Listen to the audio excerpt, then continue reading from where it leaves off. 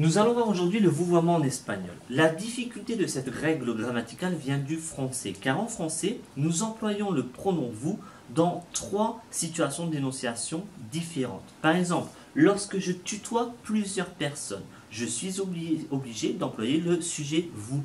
Lorsque je vous dis faites vos devoirs, vous n'avez pas assez travaillé, c'est bien le sujet vous que j'emploie, mais en fait je ne vous vois pas. Et c'est parce que je tutoie plusieurs élèves en même temps. Lorsque je vous vois une personne, de la même manière, j'emploie le sujet vous. Votre enfant a été un excellent élève ce trimestre.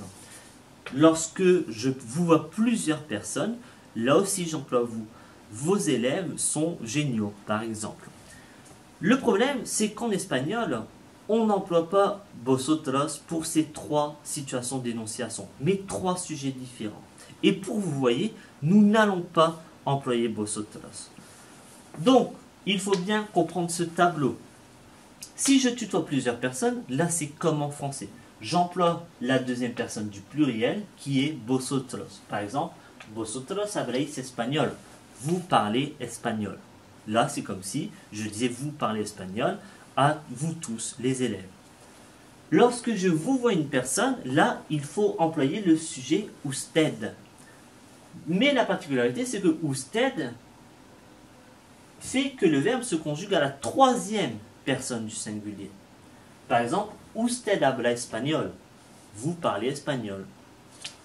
Si je dis par exemple à l'un de vos parents, vous parlez espagnol, je le vous vois, et donc je dirais usted habla español. Lorsque par contre je vous vois plusieurs personnes, comme il y en a plusieurs, nous allons devoir passer au pluriel. Usted va donc devenir ustedes, et nous n'allons pas conjuguer le verbe à la 3e personne du singulier, mais à la 3e personne du pluriel. Nous allons donc avoir ustedes hablan espagnol.